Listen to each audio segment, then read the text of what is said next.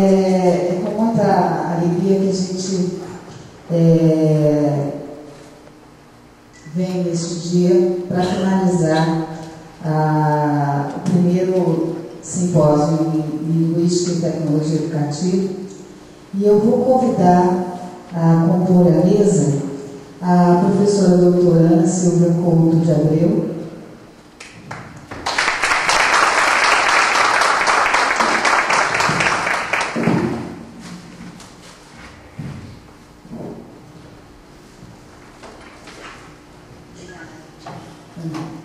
a professora doutora Eunice Sargentini,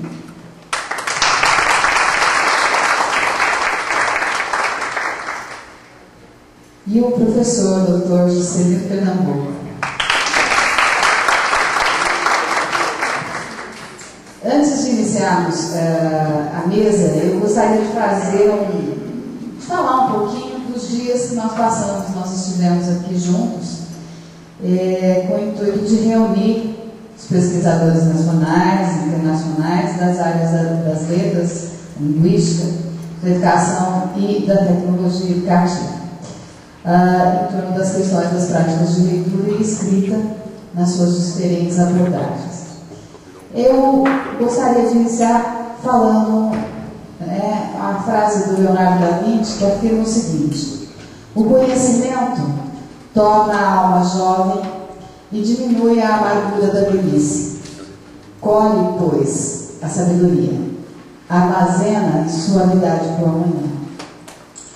Eu quero dizer que este aforismo contempla o que eu penso. Eu tenho certeza que a contribuição dada por nossos conferencistas até o momento, nas pessoas da professora Ana Amélia Carvalho, da Universidade do Minho, da professora doutora Daniela Guimaré, que ministrou o curso por videoconferência da Universidade Aberta de Lisboa, da professora Leila Tifune, da Universidade de São Paulo, da USP, da professora Isadora Camencisi Gregolin, que ontem ministrou um mini-curso com a professora Ana Silvia Abreu, que está compondo a mesa agora, nos ajudou a perceber e a sentir que o conhecimento realmente nos torna mais leves, dinâmicos, alegres, e com isso os nossos espíritos se tornam, além de mais críticos, mais entusiasmados e com maior vontade de sempre nos tornarmos cada vez mais pessoas conscientes e presentes na construção da vida cotidiana. E não só da vida, mas de uma vida melhor, né? Para nós e para os nossos e para aqueles que nos rodeiam. Portanto, continuemos então nesse exercício de tornar nossas almas mais jovens e sábias e nosso presente e amanhã mais leve e suave. Eu quero agradecer a presença dos convidados e fazer uma breve apresentação de cada um. Eu vou iniciar pela professora doutora Eunice Maria Oliveira Sargentini, que é professora da Universidade Federal de São Carlos, né, da qual já foi coordenadora do curso de letras e do curso da pós-graduação em linguística. Ela tem experiência na área de linguística, com ênfase em análise do discurso, atuando principalmente nos temas reflexões epistemológicas e analíticas sobre análise do discurso, identidade, mídia e discurso político, e atualmente tem realizado alguns estudos sobre a materialidade da imagem.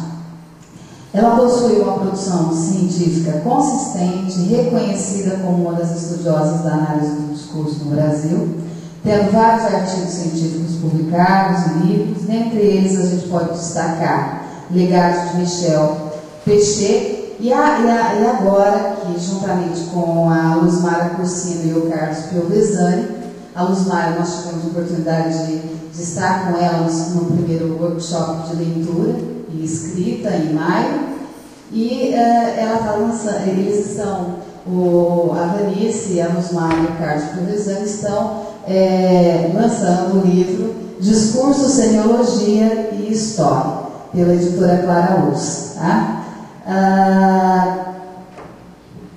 quero dizer também que, além dela ser essa profissional brilhante, ela também é uma amiga, acompanhou a minha vida acadêmica e fazemos parte do mesmo grupo de estudo do GEADA. Então, não só uma colega de trabalho, mas também uma grande amiga. A professora doutora Ana Silva Couto de Abreu, que é professora da Universidade Federal também em São Carlos.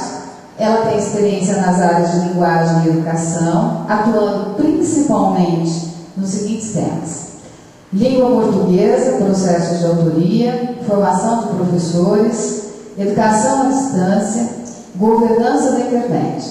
A sua produção também científica apresenta diversos artigos científicos e a gente destaca o livro Linguagens e Tecnologias da Comunicação, que também foi publicado pela Midling Pueri Domus. Atualmente ela desenvolve no LabURB o projeto de pesquisa Governança da Internet, seus discursos e efeitos nos sentidos de tecnologia, democracia e sujeito, e um projeto de pesquisa Disputas Territoriais no Espaço Urbano e no Digital, os direitos autorais no âmbito do grupo de pesquisa e urbano. E por fim, dispensaria a apresentação, né, porque é nosso professor aqui da casa, também um grande amigo, uma pessoa assim maravilhosa, quando fala deixa a gente assim, quero mais, né, quero continuar ouvindo. É o nosso querido professor Dr. Juscelino Pernambuco, que é professor permanente aqui do programa do mestrado em Linguística e do curso de Letras da Universidade de Franca. Ele escreve crônicas para os jornais, apresenta um programa radiofônico chamado Análise Musical, apresenta a análise das músicas de letras e músicas brasileiras, é autor dos livros De Bem com a Língua, De Bem com a Vida, Crônicas Linguístico-Literárias e do Romance, Um Laço, um Anzol. Ele tem experiência na área da linguística e da língua portuguesa, com ênfase na teoria e análise linguística, e atua principalmente nos temas prática de ensino de português, ensino de língua portuguesa, estratégias de textualização, gramática e texto, linguística e literatura e dialogismo bakhtiniano. Portanto, vocês veem que nós temos aqui uma mesa de peso, né? De peso científico, de conhecimento, que podemos sair aqui com certeza mais leves, como diz o Leonardo da Vinci. Então, nós abrimos as atividades de hoje, desta manhã, e eu passo a palavra para a doutora Verice. Bom dia a todos. Eu agradeço muito o convite da Regina, e não só protocolarmente, porque é tudo isso que ela disse mesmo, né? Nós já estivemos junto academicamente em vários outros momentos, estudamos no mesmo grupo, né? Aqui ao lado também da Ana, que é professora na mesma instituição, né? A gente divide ali o espaço acadêmico, e com muito carinho, ao lado do professor Juscelino, que eu vou contar em segredo para vocês, ele foi meu professor lá nos idos 80. Né? E que é uma honra para mim, um prazer, né, estar aqui ao lado dele, muito feliz com isso. Né? Então, e é um prazer estar aqui na Unifran, né, com vocês, nessa semana, nesse evento, né, desses 3 dias, com um projeto, né, de discutir essa questão da escrita, da leitura, né, essa questão das novas tecnologias. Então, ficou muito contente de poder fazer a minha intervenção aqui. E a minha intervenção, ela não se dá tanto na direção de uma reflexão relacionada ao ensino, quanto à leitura e escrita, mas mais especificamente no âmbito que eu tenho trabalhado com essa questão da leitura e aqui da leitura de imagens, né, a partir de uma perspectiva de uma abordagem discursiva, que é como eu tenho trabalhado. Então, nesse aspecto, eu tenho essa preocupação em indicar que ler imagens, né, é algo que precisa ser ensinado, né, precisa ser valorizado por alguns profissionais, porque muitas vezes parece campo de ninguém, né? Um joga para o outro joga para um, e se espera que o aluno saiba sem uma reflexão teórica consistente já aplicada no ensino médio ou aos professores, aos alunos do curso de letras que vão formar, né, por extensão, esses alunos. Essa preocupação ela já vem de 2008, 2009, nós fizemos esse evento lá na UFSCar, que foi o segundo CIAD, se chamou Discurso, Semiologia e História, porque já havia naquela ocasião essa preocupação em trabalhar com uma multimodalidade, com o que a gente tem chamado de texto misto ou texto sincrético, né, considerando que o enunciado não se reduz ao enunciado linguístico. Então, nesse aspecto, a preocupação com a semiologia, e não uma semiologia, né, advinda exclusivamente das reflexões dos anos 70 na França, mas focalizando uma preocupação que é própria da análise do discurso, que é como, né, esse conjunto de imagens também está historicamente assentado. Então, se para as reflexões do discurso a questão da história é central, ela também está em relação ao se dá, em relação à imagem, que nós estaremos olhando então como um discurso, né? Então, esse conjunto, discurso, semiologia e história, né, tem essa preocupação. E a minha fala aqui também irá nessa direção, vou tentar cuidar do tempo aqui, nessa direção, uma vez que é preciso considerar que a forma como nós vemos e lemos as imagens, elas também elas estão centradas em análises, né, em formas de interpretar que estão historicamente dadas. Então, eu vou seguir ali o meu slide, para afastar um pouco. É o segundo ali, pode ir adiante. Então, nessa questão, né, a preocupação é mesmo pensar de que para análise do discurso há uma preocupação em trabalhar a constituição e a formulação, e mais recentemente, né, os estudos da Neuroland também vão nessa direção, que é a questão da constituição, né? O próprio Michel Foucault, né, quando trabalha nos seus estudos na década de 80, no discurso estrutura acontecimento, ou no papel da memória, de alguma forma já aponta, né, a memória, né, como a imagem como um operador da memória social, né? Então, nessa direção é que nós estamos nos valores. E aí eu trouxe só um exemplo para a gente começar, porque é um pouco da minha preocupação com o discurso político e a mídia, e como a mídia, o discurso político sai, né, da questão só do enunciado linguístico e se vale muito fortemente das imagens e de outros artefatos, né? E que esses outros tantos artefatos, eles não se reduzem ao enunciado linguístico e tem uma construção da identidade nisso, né?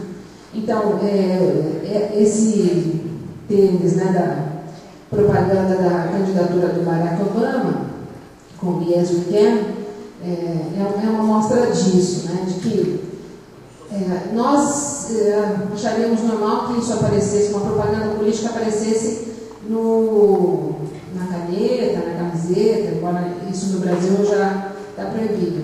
E nós temos aí esse exemplo, né, que nos Estados Unidos isso está relacionado com a construção da identidade do país. Dá para perceber que é um tênis da Nike, naquela parte superior a gente vê ali, né, o tênis da Nike, como a Nike constrói a identidade nos Estados Unidos. Então, ao votar no Barack Obama, você está votando na sua identidade, no seu vínculo com a nação, que está marcado por um artefato, né? Que não é só o enunciado linguístico que está ali, o rosto do Barack Obama, mas é esse simbolismo, né? Esse valor simbólico que está no tênis Nike, que, portanto, representa o país. Né? Pode ir, era o site, nada. Pode ir adiante, pode ir. Então, essa preocupação, né, e teoricamente eu me centro então nessa reflexão pechetiana, né, da imagem atuando como operador da memória social, e eu vou me valer aqui da noção de enunciado, como posta por Michel Foucault na Teologia do Saber, né, no momento em que ele irá pontuar que o enunciado não se reduz ao enunciado linguístico, né? Um enunciado pode ser um gráfico, uma curva de crescimento, uma pirâmide, e nós estaremos entendendo, então, né, essas imagens também como enunciados.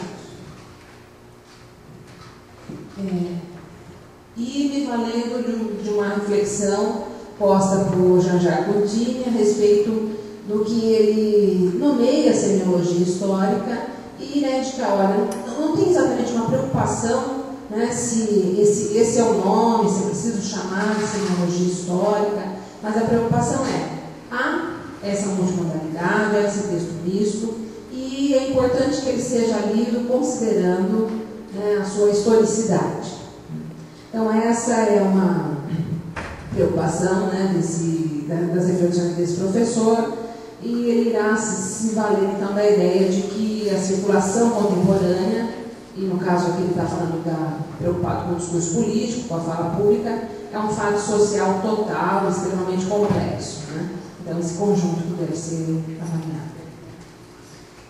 E também pensando, né, no fato de que a gente pode pegar vários discursos, né, aqui em relação ao discurso político, como não é mais possível, né, nem trabalhar com o texto na escola, né,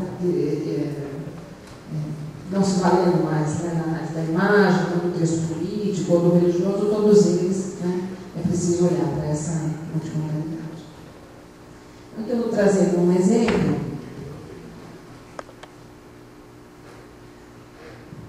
próprio do discurso político, extraído do site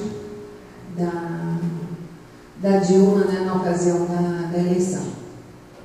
E uma preocupação em analisar como nós temos, né, nas imagens, uma imagem sobre a imagem. E essa imagem sobre a imagem, né, que é lida, porque historicamente ela já está posta, né, em outros discursos, e que nós, ao vermos esse, né, também nos valemos dessas imagens que já conhecemos anteriormente. Então, vou voltar um pouquinho. Vejam, né, a gente tem aqui as mãos em coração, né, ali a camiseta da menina, que é o centro Nossa Senhora da Paz, a Dilma, ao centro, e as crianças, né, no seu entorno. Então, é algo que é próprio do discurso político, tirar foto com crianças, mas é algo que é mais consolidado, quer dizer, anterior, é próprio da historicidade, que é essa personagem no centro, né, e esse gesto maternal, né,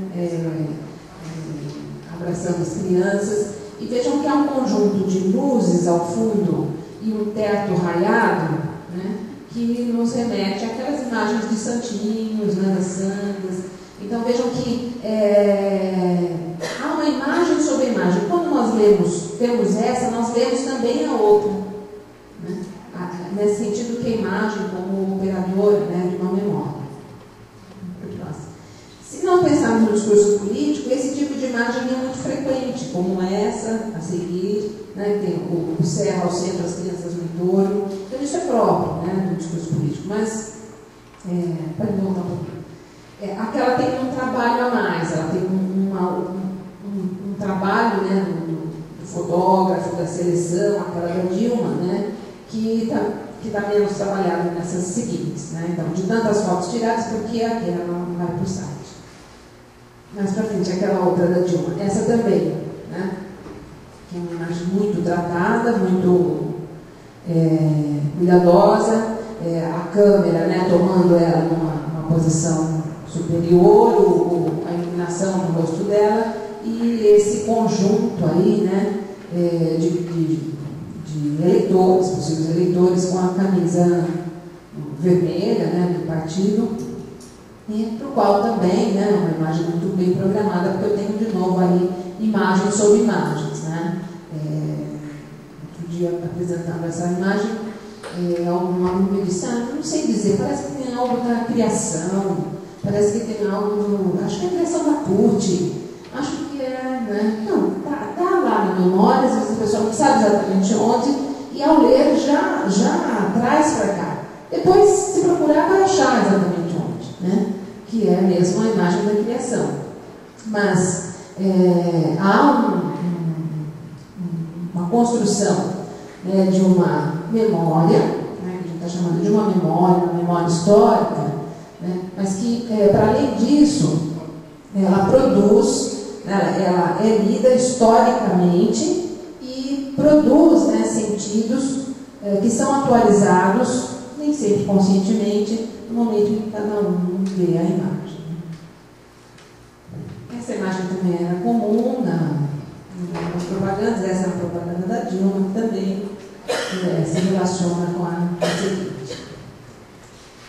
E pensando nessas metamorfoses, né, na construção, na leitura das imagens em relação ao discurso político, eu não vou me deter demais, porque eu quero depois ir à frente, mas só falando um pouco dessa, que é a capa do programa de governo do candidato Lula aí na gestão 2007-2010, né? E vejam como nós temos a construção, né, Lula de novo com a força do povo, que nós temos desse lado aqui, a bandeira ao fundo. Então é muito comum também os candidatos tirarem, né, fotos com a bandeira ao fundo. Mas vejam que do outro lado, né, da página ali, do lado dessa imagem do Lula, nós temos praticamente um pupurri de pequenas imagens que estão ladeadas, né, na parte superior e inferior, pela bandeira do Brasil. Se nós pensássemos que essa bandeira, quando se junta, né, ela forma a bandeira do Brasil, é como se todos esses pequenos eventos aí contivessem o que há no Brasil, o que é o país, o que caracteriza o país, né, o que é a identidade do país, né. Então são imagens ali de colheita de milho, né, a última do lado de lá é o candidato Lula com um capacete ao lado de uma outra pessoa, então é o trabalhador, né, ali no caso. Abaixo também tem fruta, depois o candidato Lula na posição de candidato, né, discursando, e depois ele, de novo, na imagem de um cidadão comum, é uma foto do rosto, né. Então é bem próprio, né, como essa imagem constitui o discurso da contemporaneidade, porque esses diversos lugares que ele ocupa, né, seja como candidato, como trabalhador, como cidadão comum, e que está contido no que se representa a identidade do Brasil, esse popurrí de imagens que fazem com que se preencha de sentido o que é povo, né? O povo é o que está marcado ali. Não é só uma questão de homologar, a imagem homologa o que está dito na primeira parte, né? Mas é uma questão de estender e produzir sentidos que estão relacionados às identidades produzidas na contemporaneidade sobre o país, né? E do que é possível dizer na contemporaneidade no discurso político, que era diferente em outros momentos. Pode ir, perfeito. Né? Se nós pensarmos aí é muito comum essa bandeira ao fundo, embora recentemente há uma tendência maior em não mostrar o ordem e progresso, né? Se a gente ver imagens seguintes, aqui ainda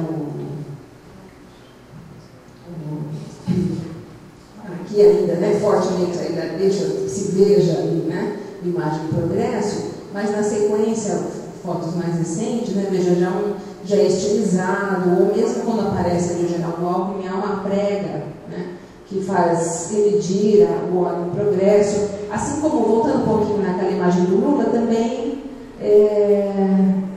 não é muito, não é preocupação em tornar visível isso, né? Então você tem um certo discurso que pode voltar para a contemporaneidade. E se nós pensarmos como, pode ir para frente. Vai para frente. Você está retornando. Isso.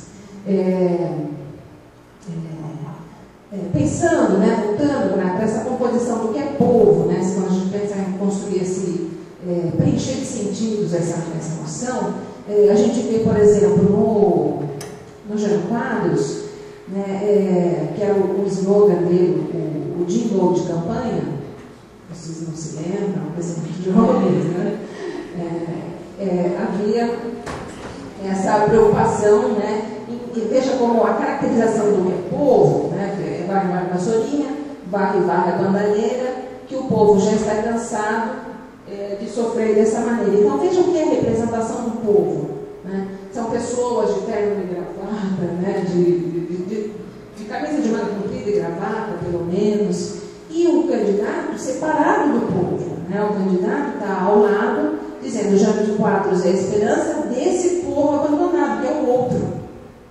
O povo, ele pode, do seu lugar de político, de autoridade, fazer algo pelo outro, que é o povo.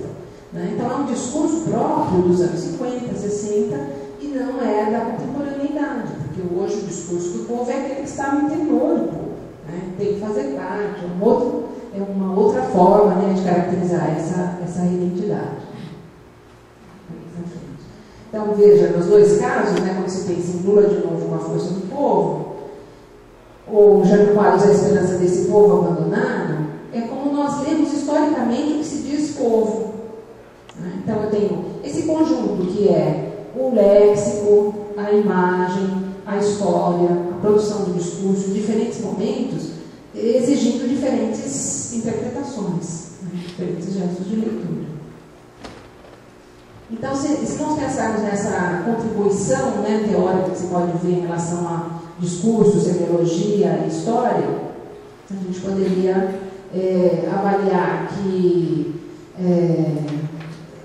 dá-se, né, uma relevância em relação à articulação entre diferentes níveis de funcionamento linguístico e discursivo, observando esse entrecruzamento de práticas discursivas e séries de enunciados, a consideração da dimensão histórica das diferentes temporalidades, que envolvem a produção e a circulação dos discursos, levando-nos então a observar e examinar os quadros como estão essas mutações. Então eu diria assim que talvez para ler a imagem, e vou trazer um exemplo agora bem dos últimos dias, né, talvez seja interessante pensar mesmo em dois conceitos, né, propostos a partir do Foucault que me parecem que podem ser produtivos, né, para essa reflexão, que é a noção de domínio de memória e a noção de dispositivo. A noção de dispositivo, que ele apresenta a partir da arqueologia do saber e em textos seguintes, na verdade, marca-se por essa problemática em observar como há uma matriz de dispositivo que aos poucos se torna um dispositivo, né? Ou seja, eu tenho algum acontecimento, para dar um exemplo em relação a essas últimas questões sobre o fumo, controle do fumar. Então, há uma proibição em relação ao fumante, né, ao uso do cigarro, que está expressa pela lei, pelo cartaz colocado ali ao lado, por uma certa vigilância, né, por um incômodo ao lado do colega, ou seja, isso tudo forma um dispositivo. Eu tenho um conjunto de práticas discursivas que nos levam a controlar o uso do cigarro. Então, eu tenho um tema, né, e para isso eu tenho um conjunto de práticas, instalando, então, assim, um dispositivo que faz esse controle. Né? Então, o que ele diz ali, né, uma estrutura de elementos que podem ser discursos, instituições, a própria formulação, a própria organização arquitetônica. Então, os bares, né, do estado de São Paulo, por exemplo, e agora essa lei está se estendendo para o Brasil, mas eles passaram a configurar diferentemente a marquise, porque só podia fumar para o lado de lá, para baixo da marquise não, o espaço. Então tem um dado tema que desencadeia, né, como dispositivo, uma prática, né, de discursos envolvidas nisso. Então, eu irá dizer que, nesse caso, né, esses dispositivos, eles instalam uma série de práticas no regime de verdade, que formam um dispositivo saber-poder, né? Está relacionado a essas questões, né, que envolvem tanto os saberes como os poderes. Né? Eu gostaria de olhar um pouquinho para isso a partir dos últimos acontecimentos que envolveram a prisão, a apreensão de ditadores, né, na atualidade. Como é que isso foi retratado e chegou até nós da forma que nós queríamos ou não, né? Nós éramos obrigados a absorver esse conjunto de imagens, né, a partir daí da apreensão dos ditadores. Né? Eu vou também pedir licença e desculpa, porque eu acho essas imagens muito agressivas. Eu acho que a gente não teria que obrigatoriamente ver essas imagens, e elas circularam em todas as mídias, né? Esse processo de mundialização, das coisas que circulam, e adentraram nos nossos espaços, se nós quiséssemos ou não. Né? Então eu peço licença, porque eu quero me desculpar de todas essas imagens, mas eu queria fazer uma leitura crítica disso, né? E, portanto, eu vou mostrá-las na sequência, depois vou ler um pouquinho aqui a minha análise, e não vou deixá-las ali para a gente não ter que ficar olhando para elas o tempo todo. Né? Então, aí é o julgamento do Mubarak, né? Que também a imagem que nós recebemos do Mubarak era assim, né? Pelas grades, ele deitado, né? Apreendido, era uma presa praticamente. Né? Isso também, vejam, estava na revista, ou nas revistas Exame, nas revistas online, no telejornal dos horários nobres, em todos os lugares. Né? Do Saddam Hussein, né, que também, vejam que tipo de imagens são as que circulam, né, que é novamente a seriedade dele apreendido, né, vejam que a câmera também, né, sempre tomando, né, do alto, né, alguém que no alto toma a presa que está abaixo. A do Bin Laden também a imagem, supostamente, dele deitado, tomado, mas como não tinha imagem dele, tem a da cama. Né? A da cama, o sangue, de novo, então, algo que é um espaço fechado, né? Tomado novamente ali como uma presa. A do Gaddafi, também é horrível, né? Há várias. Essa do Gaddafi eles fizeram circular muitas. E nessa última semana, agora 4 de novembro, da FARC, um dos envolvidos aí, né, no grupo da FARC, que também foram assim mostrados. Né? Pode voltar agora. Pode tirar essa imagem. Eu vou. Não. Volta, depois eu vou precisar disso. Deixa aí, né?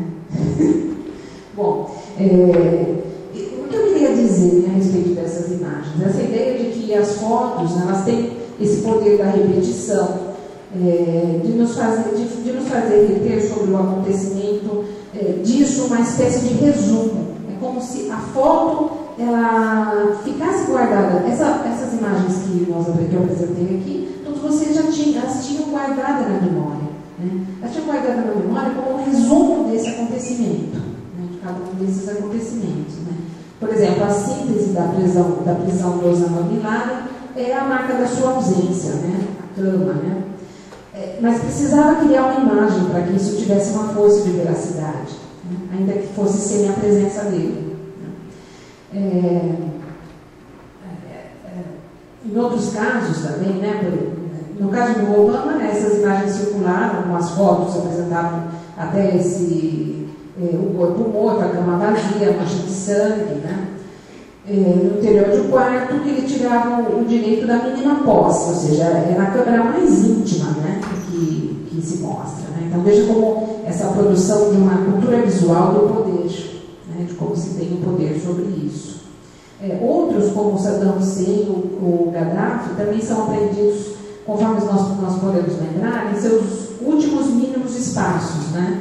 Um buraco lá em Sirte, no caso do Gaddafi, um buraco em Tikrit, no caso do Saddam, outros capturados como o Mubarak, que também são apresentados em fotos retiradas numa cama, né, atrás da grade. Então há uma certa regularidade na produção da imagem da captura, seguida ou não da morte do terrorista, né, que se estabelece por um domínio de memória. É o morto ferido, o corpo depauperado, a posição horizontal, a câmera que o focaliza em um plano inferior. Então vejam que há uma repetição e a gente nem se dá conta disso, né, de como sempre a imagem que nos vem é essa, né, desses ditadores. Eu não estou aqui a defendê-los, mas eu quero dizer que ainda que não julgados, né, há uma regularidade dessas imagens que já lhe atribuem a condenação. Não se trata aqui, claro, de aliviar a culpa desses ditadores criminosos que massacraram impiedosamente milhares de pessoas para se manter no poder. Trata-se, enfim, de observar como a disseminação dessas imagens do corpo morto nos atinge. Né? Embora cada um desses casos seja um acontecimento, resta-nos sempre a impressão de imagens já vistas ou já esperadas, de forma que, ao analisar essas imagens, né, nós já estamos, de certa forma, desensibilizados, né, para esse tipo de imagem, como se nós esperássemos, tem agora o da Síria, vamos esperar essa mesma imagem, né, de certa forma, já não nos toca. Né. Em todas essas imagens, o fundo é inóspito, há uma construção da veracidade da foto, em alguns casos uma foto mal tirada, um foco ruim, um enquadramento questionável, até para que a foto mesmo seja, né, uma ideia de que o caso, de que o fato é real. Né. Constrói-se uma memória da imagem construída a partir da imagem da captura, da imobilização da presa. Forma-se uma memória da imagem. E isso soma-se a uma outra noção Foucaultiana, que é o que eu estou dizendo que talvez pudesse nos auxiliar, que é a noção de dispositivo. Porque nos faz perguntar por que, diante de tantas fotos tiradas, apenas um número muito pequeno é difundido e distribuído. Observa-se que apenas algumas cristalizam-se na memória, inscrevem-se na história. Né? Ontem, quando a Ana Amélia dizia, não, é preciso trabalhar com a internet, com os vários meios, mas é preciso que os professores, né, sejam críticos, né? É preciso que a gente avalie como ser crítico, porque há uma repetição mesmo. Se a gente pensa naquela noção Foucaultiana, né, do comentário, que tem tanto uma função multiplicadora como restritiva, ou seja, distribui-se para o mundo inteiro, mundialmente, simultaneamente. É extremamente multiplicadora, mas ao mesmo tempo muito restritiva, porque todos veem a mesma imagem e tomam as mesmas conclusões. E nesse caso, né, a gente teria que pensar mesmo nesse aspecto dessa extrema rarefação, né, já que há esse efeito multiplicador e restritivo. As fotos, então, nesse caso, atuam como uma forma de acúmulo da memória e representam a cultura visual de uma sociedade.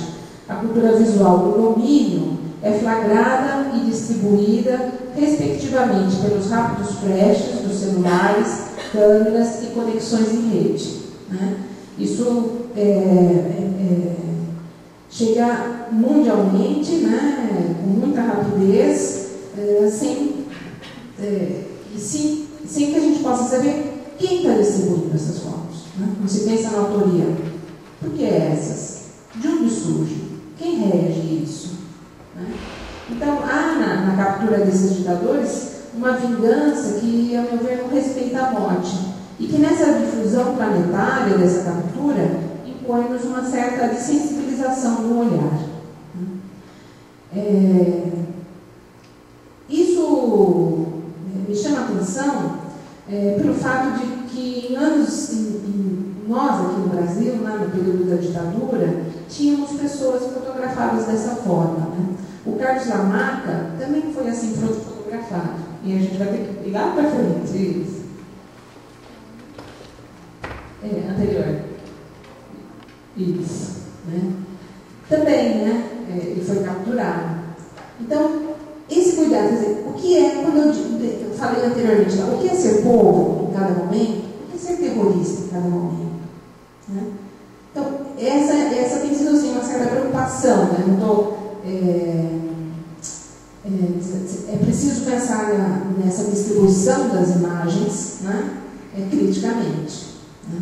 Não estou aqui defendendo os ditadores, é claro que não, né? Porque estaria nesse lugar, mas é preciso pensar o que se toma, né? Por isso. Porque ainda que saibamos que a diferença que separa esse corpo do rebelde do corpo do ditador, é preciso saber que muitos, a seu tempo, leram as fotos de Lamarca, publicadas nas revistas de grande circulação na época, o corpo do terrorista, o corpo daquele que devia ser imobilizado. Então, os dispositivos, seja das fotoimagens, seja da cultura visual do domínio, que em sua arquitetura deita e imobiliza os corpos, seja da proliferação e banalização das imagens nas mídias, esses todos alimentam essa indiferença pelo respeito à morte, pela espera do julgamento, e colocam-nos sem opção de ver ou não ver essas imagens, ler ou não ler os sentidos, fora de um certo automatismo que nos é imposto. Né? Então, não sei pensar nessa noção, né, de como nós vemos isso, né, e como nós lemos isso, né, e como isso nos toca tão fortemente. Quando eu estou pensando numa cultura visual da imagem, eu diria que, pode adiante, né, o Che Guevara, né, observe que, como imagem do guerrilheiro, o corpo dele, quando nos é apresentado, ele já é apresentado um pouco mais erguido, né, mas ainda assim é um corpo morto, que também, em função, né, do seu momento, era um corpo capturado. Né? Mas vejam, por exemplo, o Mahat, né, esse quadro célebre, né, ele é erguido. Né? Como o rei morreu, né, o corpo continua, né, o rei continua. Então, vejam, né, que nesse caso a gente tem uma outra. Então, eu estou dizendo como é possível olhar também traços de irregularidades nessa cultura visual.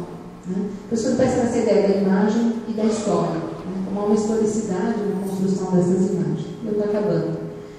E do mártir e do divino, né? Como se ergue esse corpo. Né?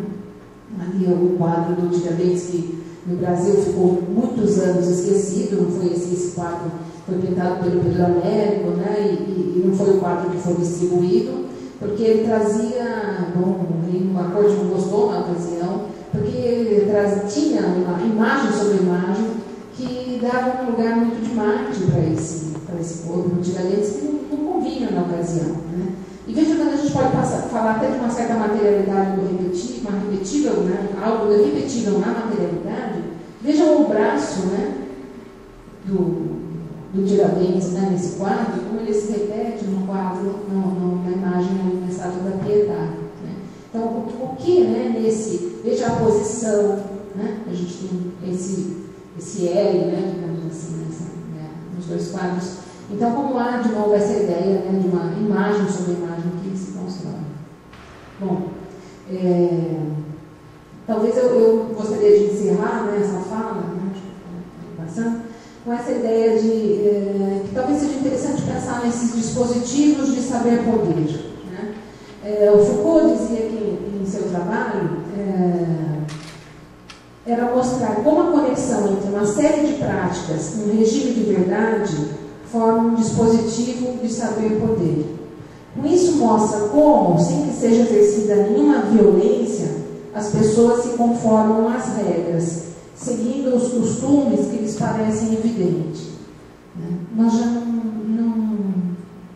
já nos torna evidente esse corpo deitado, morto e, portanto, uma vingança reconhecida, digamos assim, né? Já nos torna evidente, né? Talvez fosse importante pensar nesses dispositivos de conjunto, né? Que são estratégias sem sujeito. Elas são tão dispersas que não se sabe quem a concebeu, apenas sabe-se de alguns que a formulam. São estratégias anônimas, quase mudas, né? Nós não sabemos de todas essas imagens que estão guardadas nas nossas mentes, né, nas nossas memórias, nós nem sabemos da autoria dela, né? Tirou a foto. Por que aquela foto circulou no mundo inteiro? Aquelas imagens circularam no mundo inteiro? Nós não temos sequer a autoria disso, né? Então a internet também possibilita isso, né? Essas estratégias anônimas, quase mudas. E nessas estratégias, os jogos de saber, onde originariamente se supunha a verdade, se articulam com os jogos de poder, onde originariamente se supunha a falsidade.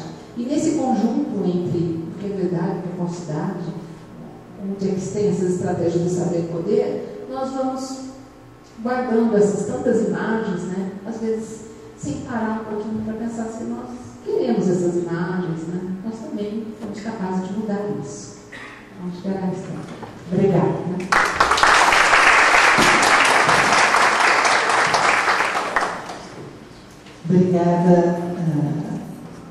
Obrigada pelas brilhantes palavras e com certeza, né, apesar de serem imagens tristes e que nos mostram que cada vez mais os valores do ser humano, como o Bauman diz, né, são fluidos, se perdem, né, é muito triste.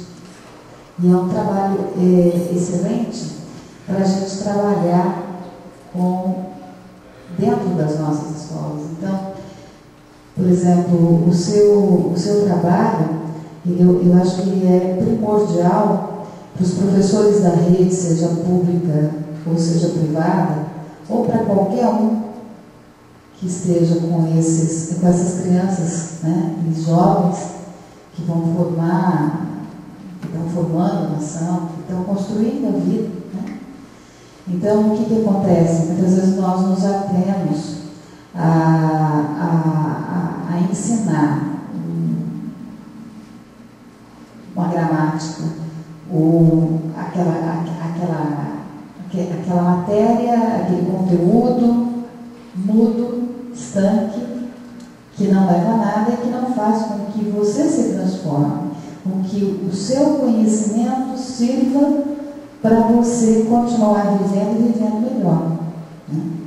Então, eu parabenizo por esse trabalho e acho que você tinha e tem tudo a ver com esse projeto que a gente está desenvolvendo. Muito obrigada. E agora eu passo a palavra para a Ana Silvia.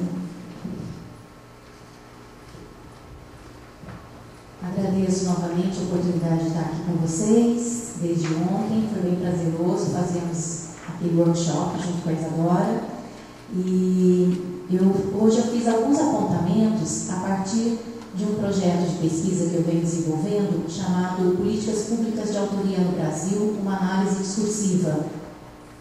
E esse projeto tem o objetivo de analisar um pouco a legislação brasileira de direitos autorais e os desdobramentos, as discussões que vêm se dando a partir da reformulação dessa legislação, bem como conhecer e compreender o modo de formulação das organizações que se dizem protetoras dos direitos autorais e o movimento que hoje está mais fortalecido no Brasil dos conteúdos abertos, do acesso livre, né, o Open Access, o repositório de conteúdos abertos.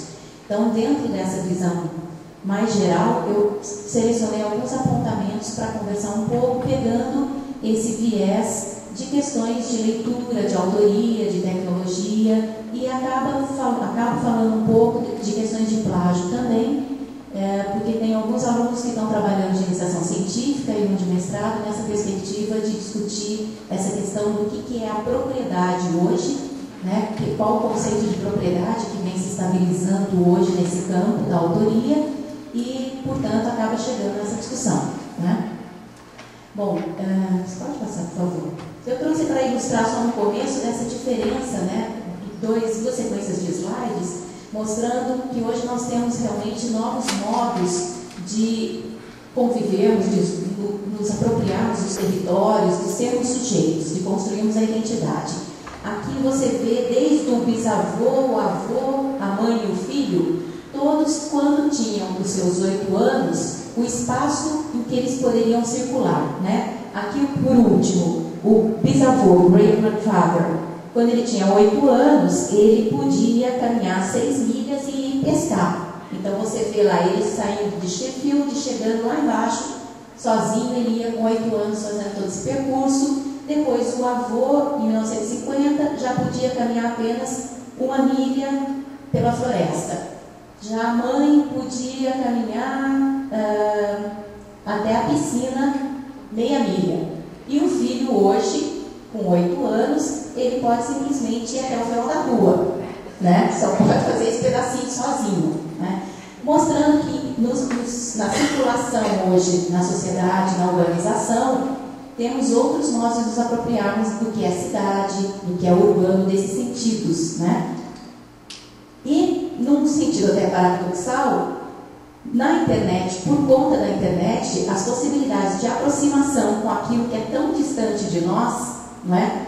Ficaram muito mais fáceis, essas possibilidades. Então a gente está vivendo hoje esse jogo de contradição, dessa apropriação do mundo, né? Ao mesmo tempo que você tem uma dificuldade de circulação no seu próprio território próximo, você tem uma facilidade de amplitude e de ampliação. E isso traz alguns efeitos, né? Que não é meu foco hoje discutir isso, mas só para trazer um aspecto mais abrangente do que a gente está vivendo hoje. E na segunda lâmina, entra, por favor. A gente vê então que nós temos essas mudanças no modo de produção e circulação de cultura, de conhecimento, né?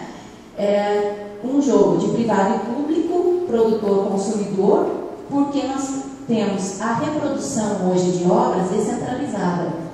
Se antes nós precisávamos sempre de um mediador, o editor daquilo que a gente produz, hoje nós não precisamos necessariamente desse mediador.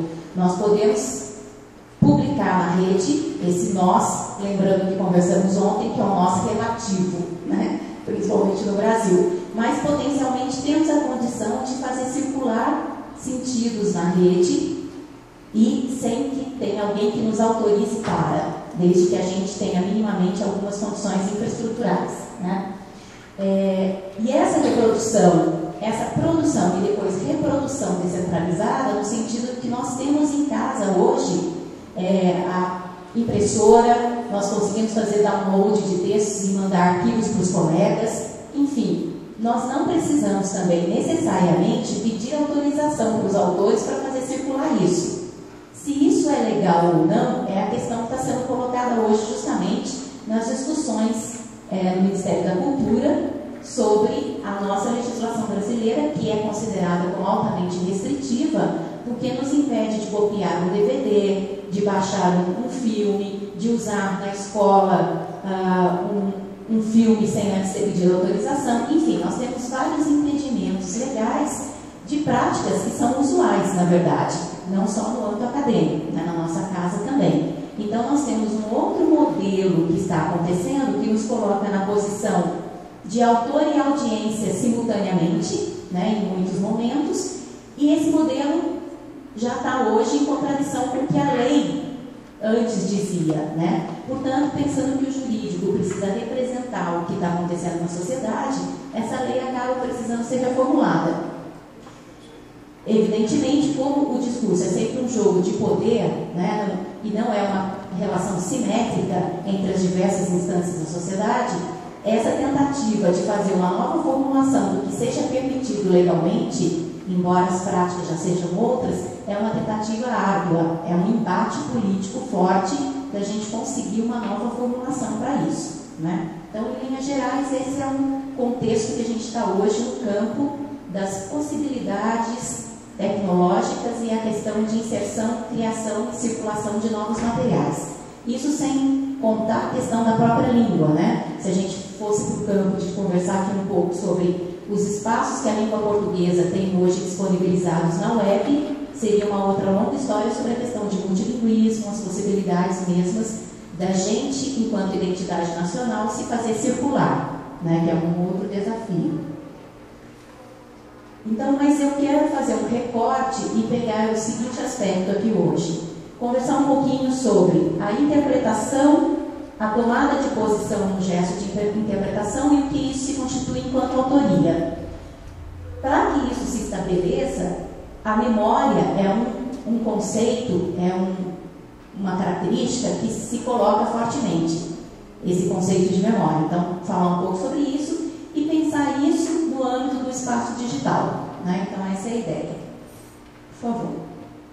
Para começar a falar sobre essa questão de interpretação, tomada de posição e autoria, eu trouxe esse trecho do Dessertot, Michel Dessertot, né, nas práticas do dizer, práticas cotidianas, práticas do fazer, né, do Michel Dessertot. Ele tem 2 obras. E aí, não sei se vocês já conhecem esse trecho. Com efeito, a leitura não tem lugar. Barthes Lecruz, no texto de Stendhal, o telespectador lê a paisagem da sua infância na reportagem da atualidade. A telespectadora que diz da emissão vista na véspera. Era uma coisa idiota, mas eu não desligava. Qual era o lugar que aprendia, que era e, no entanto, não era o da imagem vista? O mesmo se dá com o leitor. Seu lugar não é aqui ou lá, um ou outro, mas nenhum nem outro. Simultaneamente, dentro e fora, perdendo tanto um como o outro, misturando-os, associando textos adormecidos, mas que ele desperta e habita, não sendo nunca o seu proprietário. Aqui tem todo esse jogo, tem acho que vários aspectos que a gente poderia discutir, essa coisa de você assistir a alguma coisa que parece tão idiota que você não desliga, porque aquilo, na verdade, são memórias outras que vão surgindo e que te remetem a algo que você nem tem a consciência absoluta do que significa, né? Mas eu quero destacar mais esse trecho do associando textos adormecidos, que ele desperta e habita, não sendo nunca o seu proprietário. Essa ideia, que na sequência, então, por favor, essa ideia que me traz a questão da interpretação, no sentido de que, no gesto mesmo da interpretação, há uma memória que a Vanícia já falou de memória discursiva, né, nesse sentido de uma memória que são aquilo que retorna, mas cuja origem nós não conseguimos mais dar conta do que se trata, não é? Aquilo que nos vem, mas que eu me posiciono daquele jeito, mas não tenho mais certeza, clareza, não consigo de maneira forte marcar mais a sua origem, não é? Então, nesse sentido, é um conceito de interdiscurso, de memória discursiva, como no caso de uma cena em que você está na faculdade e há um movimento, alguns sons ali fora, e alguém entra e diz, é uma manifestação do pessoal da Letras. E chega um outro e diz, é uma baderna do pessoal da Letras, né? Essa posição de é uma baderna ou é uma manifestação, né? Você não sabe mais, muitas das vezes, identificar a origem do porquê desse posicionamento, né? Mas ele vem, ele retorna para você desse modo de encarar, de se posicionar ideologicamente a esse movimento que está lá fora desse modo, por N fatores que a gente vai entender como as condições de produção mesmo da sua subjetividade, que vão se fortalecendo nesse seu modo de compreender e interpretar o mundo, né? Então, nesse sentido, nesse livro da Emily Orlandi, ela traz o gesto de interpretação é um movimento tanto de entrega como de recusa, que vai depender, na verdade, dessa maneira como você está se filiando a determinado modo dos sentidos se colocarem, que é a ideologia, né? Não enquanto um ocultamento mas como a direção que o sentido vai, né? Como você vê aquilo, né? Naquele contexto. E esse gesto de interpretação, que para o Péchet é uma tomada de posição, né? Naquele acontecimento, discurso acontecimento, ele vai trazer a interpretação como, quando eu interpreto algo, eu estou tomando uma posição e eu estou me filiando a, né, um caminho ou outro, porque aí mostrando que os sentidos são abertos, as interpretações podem ser várias, embora não sejam quaisquer interpretações, porque tem uma certa administração aí nesses sentidos, que é o próprio modo que esses sentidos acabam circulando, né? Mas aqui também eu acho que é importante a ideia de que quando a gente interpreta, faz um movimento de entrega e recusa a alguma materialidade, né? E essa materialidade é linguística, é para além do tido como linguístico especificamente, no caso das imagens, por exemplo, e é, como a Vanice também colocou essa questão das imagens, pegando bem esse aspecto que é o político, social, que é intrínseco à própria linguística, né? A própria questão da sequência, dos sintagmas, não dá para deslocar uma coisa da outra. De todo modo, quando eu olho ali a palavra materialidade, eu penso não só nesses aspectos linguísticos, extralinguísticos, mas também a materialidade no sentido entendido pelo Chartier, né? A materialidade no sentido do próprio suporte. Então, faz uma diferença o tipo de formulação, no sentido de forma e conteúdo, o tipo de suporte, a questão de autoria. No momento mesmo em que eu interpreto algo, tem aí um início ou um gesto, talvez incipiente, de autoria. Porque quando eu faço essa filiação e faço o sentido circular para um lado e não para o outro, que é a minha interpretação, eu estou também me posicionando nessa função autor de fazer essa circulação dadas as condições possíveis para mim, naquele contexto, né? Nesse sentido, eu trouxe os sonhos de Brad Stern, que é eu não sei se vocês já viram isso, que é uma revista Idílio, chamada Idílio, uma revista argentina, em que havia um sociólogo que fazia a edição desse material e recebia sonhos das mulheres e depois eles interpretavam na rádio esses sonhos e publicavam numa revista chamada Idílio as interpretações dos sonhos. Eles se colocavam na posição de psicanalistas, né? Mas eles eram sociólogos. E eles pediram para Brad Stern, que é alemã, fazer fotomontagens a partir dos sonhos dessas mulheres, né? Então aqui é uma fotomontagem. O que me interessa nessa imagem são duas coisas. Primeiro, a própria ideia da fotomontagem, que é a ideia da versão, né? Quando você já tem um produto significativo ali, você faz uma montagem sobre o que já existe. Isso é o que vem ocorrendo hoje com as novas possibilidades tecnológicas, né? Nós nos apropriamos de coisas que tem na rede, que circulam, e as ressignificamos com os nossos dizeres. Nós pegamos imagens e mixamos, juntamos, fazendo outras coisas. No campo da música, a mesma coisa, né? Então, esse processo da fotomontagem nos remete a essas possibilidades de novos modos de apropriação e o que isso significa em termos de ser autor hoje, que são condições mais amplas de uma construção mais colaborativa, uma construção que não é apenas individual. Claro que aí tem as outras questões legais, que não é o nosso foco aqui. Só a questão mais do conceito, né? De pensar que a autoria, mesmo que seja individual, ela não é solitária. E aqui, no caso da versão, das apropriações juntas, isso fica mais evidenciado ainda, que sempre a gente está construindo dentro de determinadas condições possíveis, né? Naquele momento histórico e político.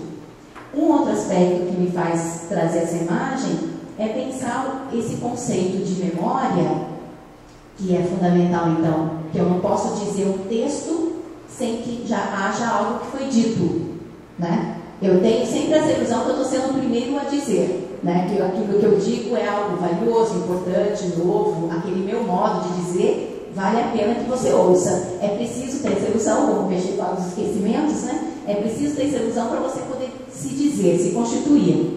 Mas sempre a gente está lançando mão daquilo que já é o dito, dessa memória que é tanto a memória discursiva do que eu não consigo retomar com clareza, mas a memória também pela intertextualidade, a memória que eu trago evidenciada no meu texto pelas citações, né, que eu trago uma nota de rodapé. Então tem esses dois campos aí. E essa imagem me faz pensar, pode ir para frente para mostrar um trechinho da concepção do Peixe sobre memória, né? Quando ele vai falar de memória acaba por falar de memória discursiva em discurso, que a memória não é entendida, então, como um reservatório, uma esfera plana. Porque ele não está falando da memória no sentido cognitivo, né? Dessa memória de curto, longo prazo, mas nesse campo da psicologia. E que a memória é sim entendida por ele, o outro interno a toda memória.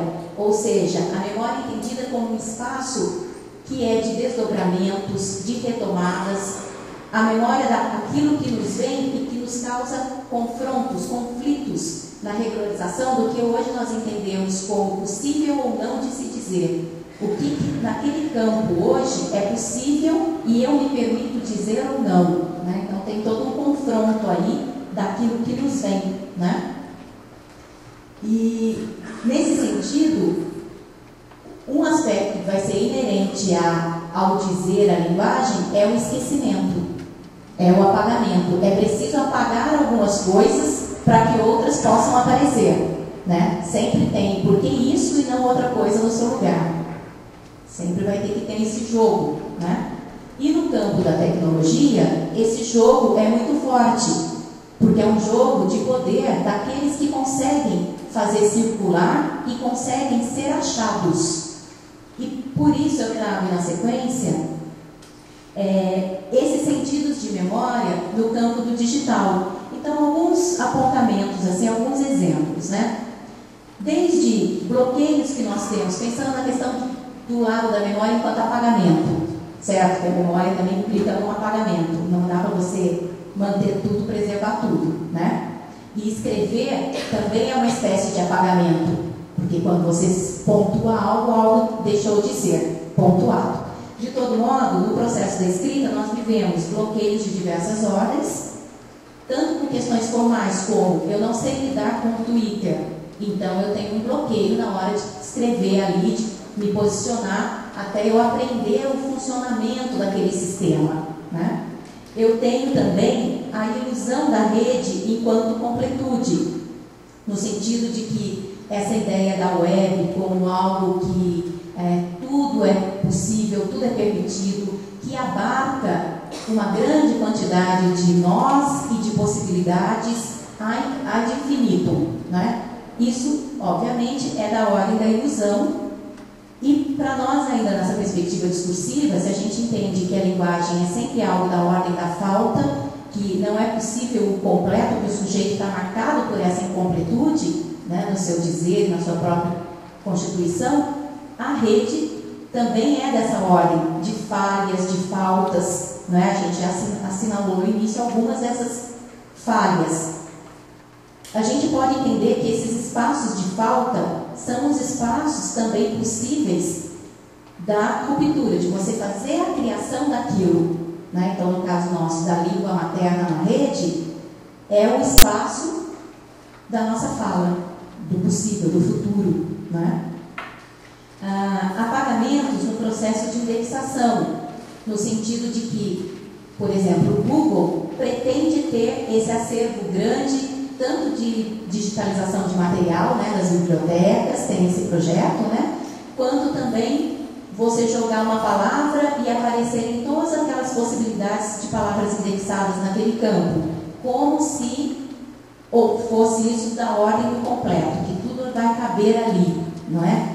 Entretanto, nós sabemos que todo o processo de indexação é um processo mercadológico, não é? Nós sabemos que passa por questões financeiras, por questões de outras ordens, que não a questão da própria validação daquela autoria daquele dizer naquele link, não é? Não é uma questão de legitimizar o valor do link, porque ele aparece no primeiro lugar no processo de indexação.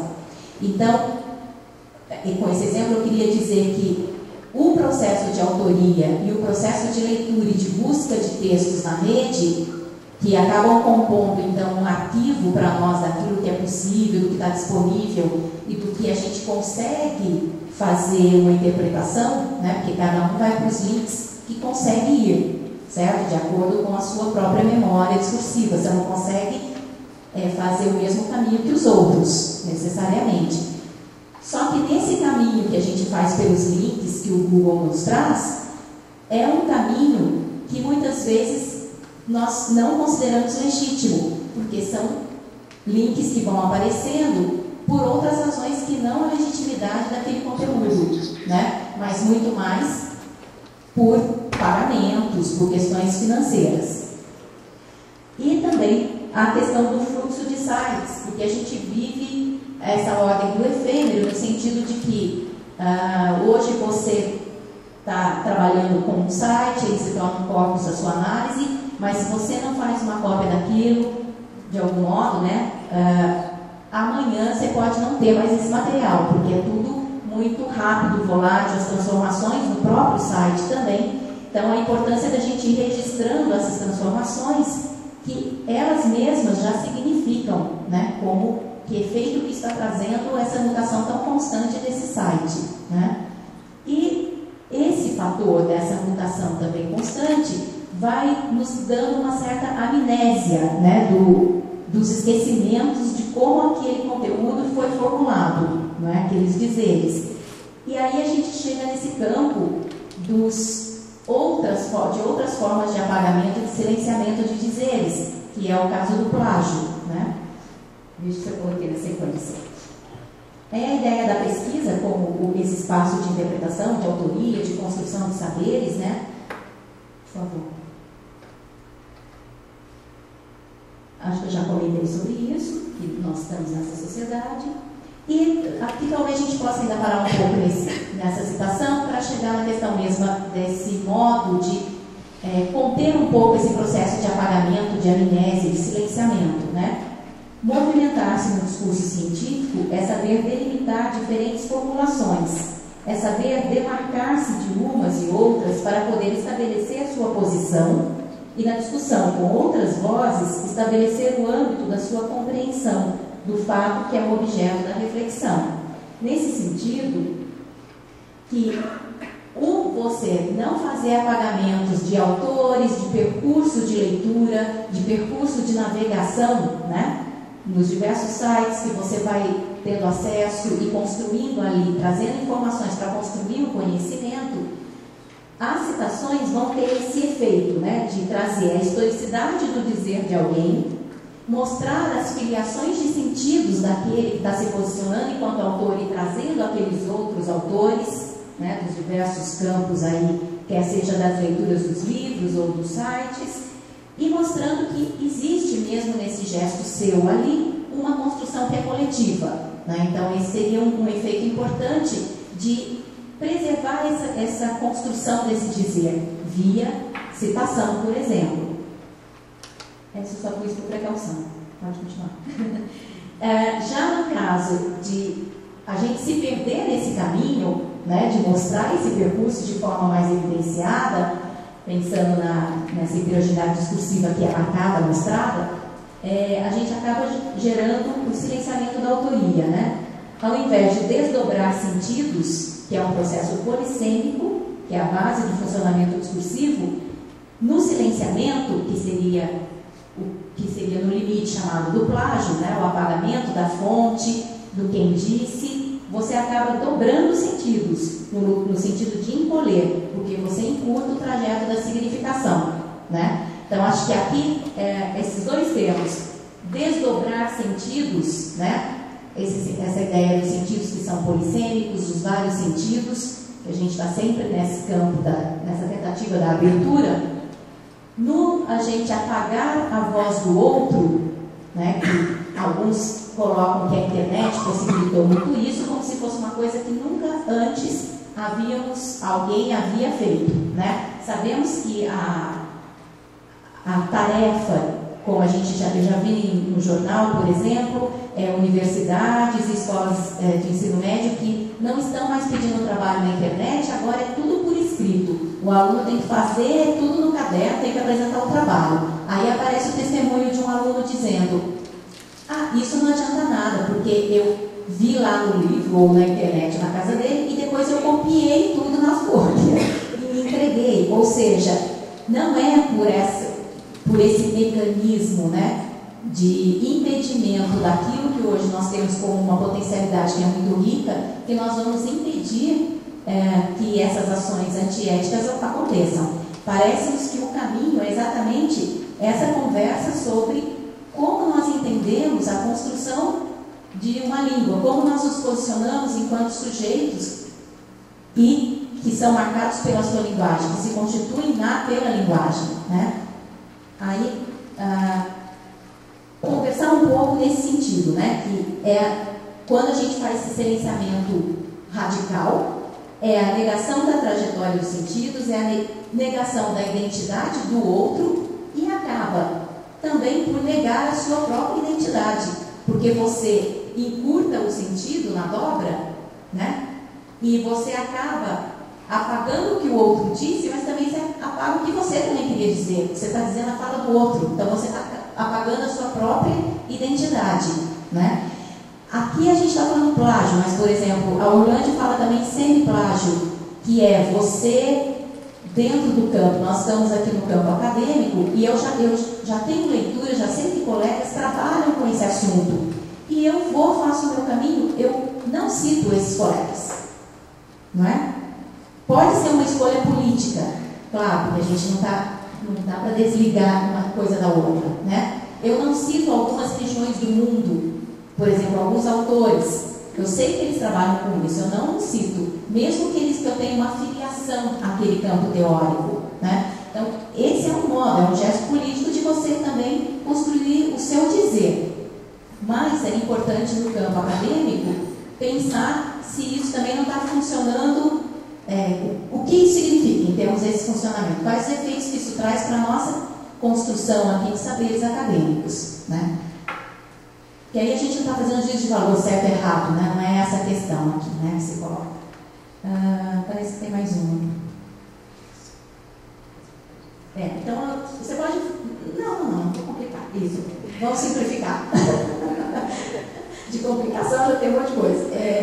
A ideia, eu acho que é basicamente trazer um pouco, né, essa perspectiva de que o plágio, por exemplo, ele não está tido nas leis de direitos autorais como um crime. Não aparece a palavra plágio na nossa mais recente lei de direitos autorais, né, que é de 98. A palavra plágio aparece, na verdade, na lei civil, como um crime civil. Tanto que no âmbito acadêmico, o máximo que a gente consegue na universidade é fazer, você consegue fazer uma advertência, você consegue que um aluno que, por exemplo, fez um plágio, apresentou uma dissertação que está com plágio, que o título dele seja cancelado, digamos assim, né? Tem alguns mecanismos dentro do campo acadêmico possíveis, mas eu prefiro pensar nos mecanismos ainda que nós estamos tentando construir no campo acadêmico, tanto no âmbito da relação orientador e orientando, né? Como que é esse processo? É um processo de troca, de leitura, releitura, de realmente construção colaborativa ou de aquele leitor, né, que se posiciona mesmo junto com o outro e aí tem aqueles encontros mais recorrentes, e isso é um grande caminho para que não haja o plágio, né? Porque o aluno vai se constituir mesmo junto ali naquele processo da escrita, né? Tem as obrigatoriedades mais recorrentes. Então, esse acho que é um jeito de evitar esse problema lá no final do percurso, né? E o outro aspecto, eu acho que é no nível mesmo do ensino fundamental e médio, dessas abordagens na escola, mas não nesse caráter de advertência, olha, porque tem a lei, porque é proibido, porque, né, nesse campo do regular, desse jurídico, mas sim no outro movimento de trazer, por exemplo, que aqueles que eu apresentei mais por final, de que esse gesto acaba negando a própria autoria para a própria pessoa, a própria identidade dela. Então, trabalhos que acabem indo para esse lado, né, de que você está negando o espaço para você mesmo de construir um percurso, né? Aí, nessa medida, a gente está começando, bem incipiente, né, Isadora, lá na UFSCar, um espaço chamado Centro de Estudos em Autoria, que inicialmente vai ser um espaço virtual, é um projeto dentro aí desse projeto FAPESP, para ter uma interlocução primeira mesmo com os professores e alunos do ensino fundamental e médio, nesse sentido de trabalhar esse processo da autoria, né? E aí essas questões entrarem também. Mas, evidentemente, um site aberto a todas as pessoas. Então, aí, provavelmente, no ano que vem, isso já vai estar constituído como uma possibilidade de a gente trabalhar nessa perspectiva, né? Então, E aí eu tenho alguma coisa que eu publiquei nesse sentido, nesse livro organizado pela Lucília Romão e pela Fernanda Galli, Rede Eletrônico, Sentidos em Movimento, né? Daí eu publiquei um capítulozinho falando um pouco também sobre esses aspectos. Então era isso. Obrigada pela atenção.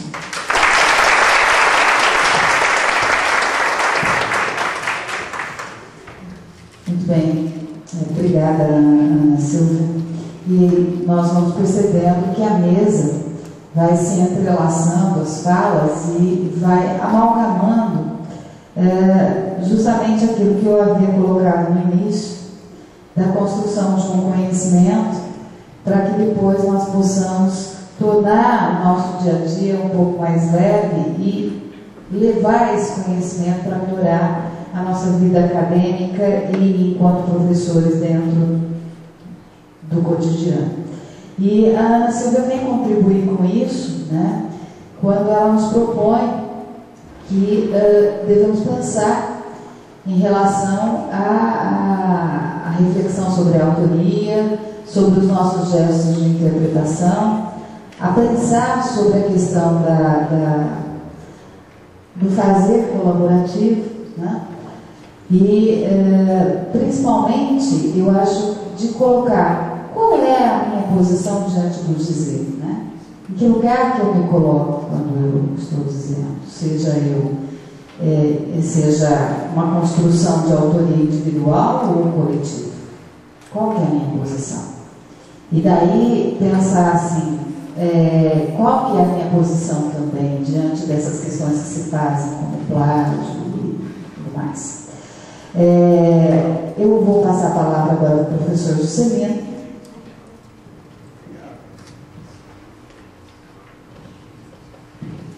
Muito obrigado, bom dia para todos vocês, bom dia para vocês aqui, meninas, mais uma vez. Foi uma emoção muito grande estar ao seu lado aqui. Você não imagina a alegria do mestre, depois de tantos anos, ver como a aluna está aqui também, como se tornou uma pesquisadora brilhante. Isso traz aquela realização a um mestre já tão antigo nas lides do magistério. É um prazer falar com você aqui. Eu fiquei conversando com você ontem, mas já estive lá no seu locus de trabalho, conheço bem, gostei muito da sua apresentação, assim como gostei da sua colega, e prazer estar aqui com a minha coordenadora querida, a Maria Regina. Que belo uso vocês fizeram da tecnologia, e eu quero unir isso à arte. E começarei com Manuel de Barros, que em O Apanhador de Desperdícios, um poema belíssimo, assim diz: uso a palavra para compor meus silêncios. Não gosto das palavras fatigadas de informar. Dou mais respeito às que vivem de barriga no chão, tipo água, pedra, sapo. Entendo bem os sotaques. Tenho em mim um atraso de nascença. Eu fui aparelhado para gostar de passarinhos. Tenho abundância de ser feliz por isso. Meu quintal é maior que o mundo. Sou um apanhador de desperdícios. Amo os restos como as boas moscas. Queria que minha voz tivesse um formato de canto, porque eu não sou da informática, eu sou da invencionática. Não uso a palavra para compor meus silêncios. Está aí o nosso Manuel de Barros. Que bonito. Poder unir isso à tecnologia, isso à arte. O que a tecnologia tem feito comigo? É a pergunta que eu sempre me faço. E o que é que eu tenho feito da tecnologia? Ontem, à noite, voltando para casa, e ao tentar preparar uma fala aqui para vocês, eu olhei para o meu computador e disse assim: espera um pouquinho, não vou usar você não, eu vou usar minha caneta, eu vou escrever, eu vou contrariar, eu não luto com a tecnologia, ela não briga comigo, aceita o meu assédio, não recusa o meu carinho, faço dela o que eu bem entendo, e assim eu tenho feito. Dias atrás, abri o site do meu programa de rádio, Análise Musical, e li uma mensagem belíssima vinda de Paris. Siqueira: muito obrigado, senhor Juscelino. Sou um exilado faz 40 anos em Paris Pela primeira vez fui esclarecido das referências ao contexto que inspirou o letrista dessa obra-prima, Chico Buarque, apesar de você.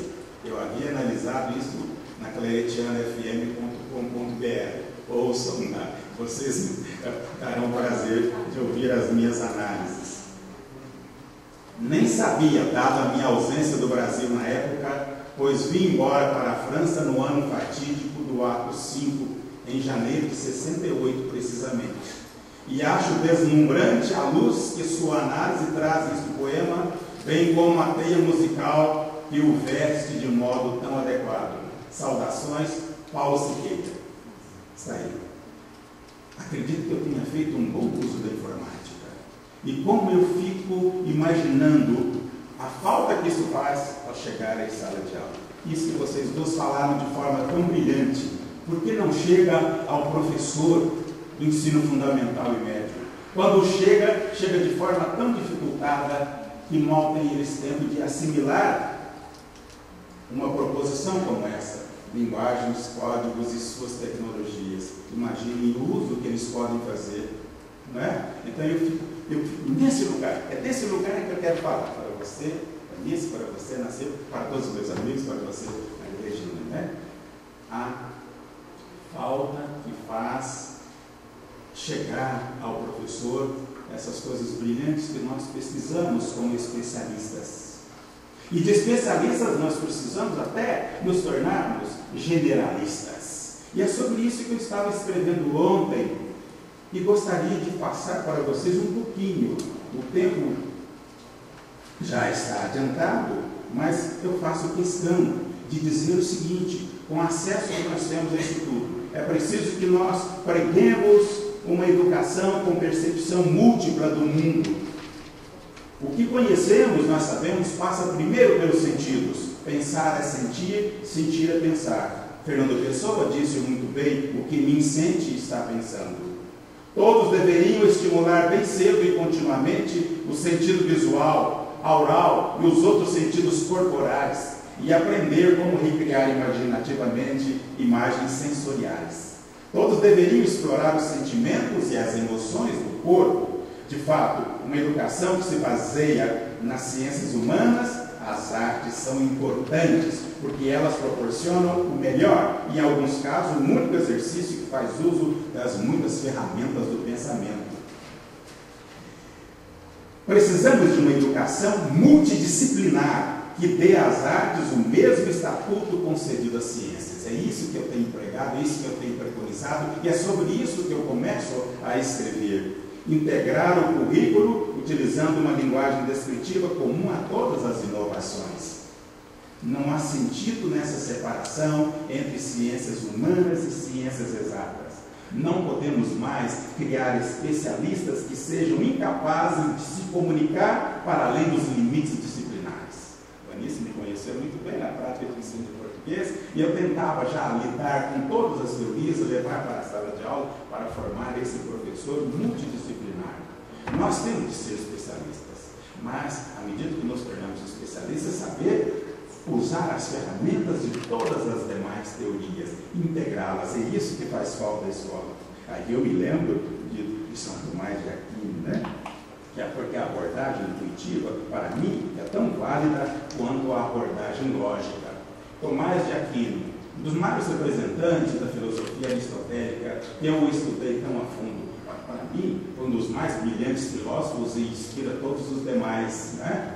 Ele tem uma frase que eu acho uma das frases mais lindas: a razão é a imperfeição da inteligência. Esse é o princípio que rege todo o meu trabalho, e é mesmo. A inteligência é a irmã gêmea da intuição, não da razão. E o ensino, no ensino eu tenho que pensar nisso. A vida extrapola o conceito. Viver é muito mais importante do que saber. Eu preciso aprender a viver. E aí a tecnologia tem que estar a serviço disso. Eu não tenho que estar a serviço da tecnologia. Ela sim, eu tenho que domá-la. Assim como Clarice diz a respeito das palavras: adestrei-me desde os 7 anos para que um dia eu tivesse a língua em meu poder. É assim que nós temos que proceder. Não ser escravos da tecnologia, mas fazer delas, né, ter sobre elas o seu domínio.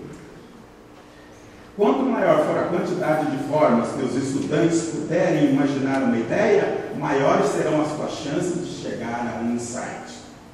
Então essa é a educação pioneira que eu imagino. A educação que eu sonho é a educação de generalistas imaginativos que podem nos levar ao futuro inesperado. E aqui eu cito o Aldous Huxley. A linguagem purificada da ciência, ou mesmo a linguagem mais ricamente purificada da literatura, nunca será adequada à dádiva do mundo. Ainda esperamos por novos símbolos verbais, musicais, matemáticos, pictóricos, e eles só surgirão quando as ciências humanas e as ciências exatas, as artes e a tecnologia avançarem juntas na expressão feliz e profética de Aldous Huxley. Elas tendem a avançar juntas, e é nisso que eu acredito piamente. Não me estenderei mais, acredito que tenha dado o recado nessas entrelinhas, mas depois das imagens que a Vanice nos mostrou ali, eu só posso terminar essa minha fala com um poema. E um poema de um poeta sírio, dos mais brilhantes que a Síria conheceu, chamado Nizar Qabani, recentemente falecido. Meu filho coloca à minha frente sua caixa de tintas e me pede que eu lhe desenhe um pássaro. Eu embebo o pincel na cor cinza e desenho-lhe um quadrado com um cadeado e barras. Meu filho me diz surpreso: meu pai, mas isso é uma prisão. De fato, meu filho, eu esqueci a forma dos pássaros. Meu filho coloca então à minha frente sua caixa de lápis e me pede que eu lhe desenhe um mar. Eu apanho um lápis e desenho-lhe um círculo negro. Meu filho me diz surpreso: meu pai, não sabes desenhar o mar? Não sabes que a cor do mar é azul? Digo-lhe: meu filho, no meu tempo eu era perito em desenhar mares. Quando a hoje levaram-me o barco pesqueiro, furtaram-me o anzol, proibiram-me o diálogo com a cor azul e de fisgar o peixe da liberdade. Meu filho coloca à minha frente suas canetas e me pede que eu lhe desenhe um espinho de trigo. Apanho uma delas e desenho um revólver. Meu filho debocha então da minha ignorância nas artes plásticas e diz surpreso: meu pai, não sabes a diferença entre o trigo e o revólver? Digo-lhe: meu filho, no passado eu conhecia a forma do pão, do trigo e da rosa. Mas nesse tempo metálico em que as árvores da floresta se uniram aos homens das milícias, no tempo das espigas armadas, da cultura armada, da tecnologia armada, não há pão que eu coma que não contenha um revólver, não há flor que eu colha que não aponte para mim um revólver, não há livro que eu leia que não venha explodir entre meus dedos. Meu filho senta-se na porta da cama e me pede que eu lhe declame um poema. Uma lágrima minha cai do travesseiro. Ele a apanha perplexo e diz: meu pai, mas isso é uma lágrima, não um poema? Digo-lhe: meu filho, quando cresceres e leres uma antologia de poesia árabe, saberás que a palavra e a lágrima são irmãs, e que a poesia nada mais é do que uma lágrima que emerge dentre os dedos. Meu filho senta-se na porta da cama, me apresenta suas canetas e seus lápis e me pede: pai, desenhe-me uma pátria. O pincel estremece em minha mão e eu caio chorando.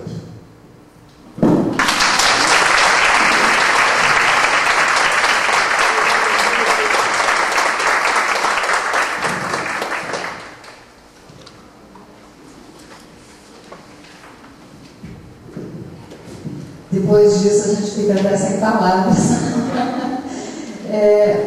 Antes de fechar, eu gostaria de agradecer imensamente cada componente dessa mesa e dizer que cada um de vocês, eu vou ler aqui uma frase do Platão, do Confúcio, que ele diz assim: a essência do conhecimento consiste em aplicá-lo.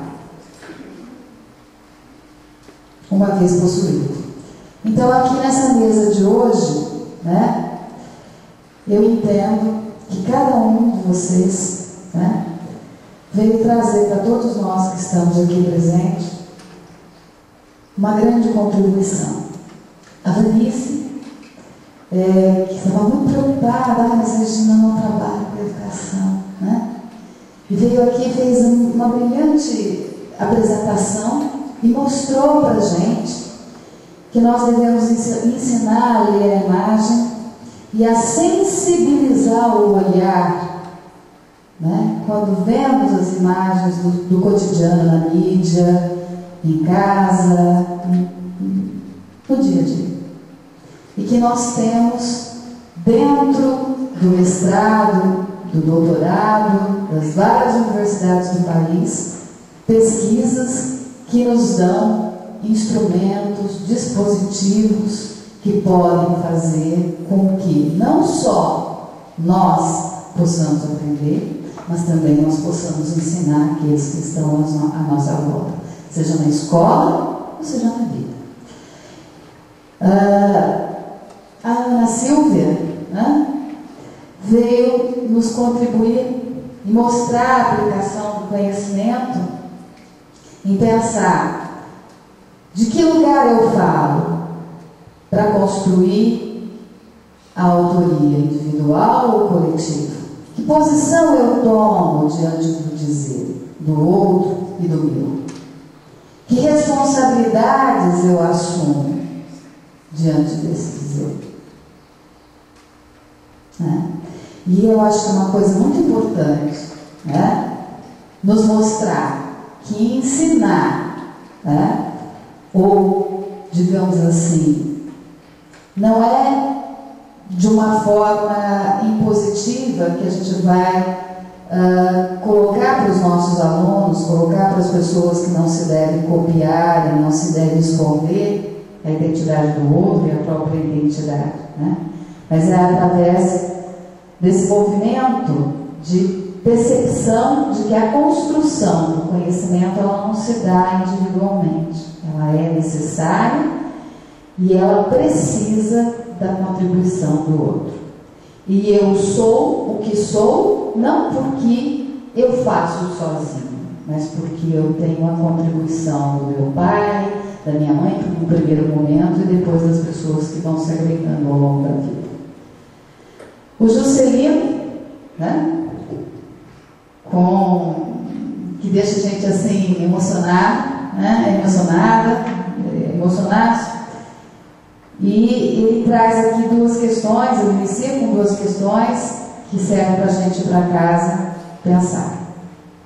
O que a tecnologia tem feito conosco e o que cada um de nós temos feito com a tecnologia. Porque muitas vezes nós vamos para a sala de aula e usamos apenas a tecnologia para dizer assim, eu sou alguém que faz e que usa porque eu conheço, só para a aparência, mas não para a essência.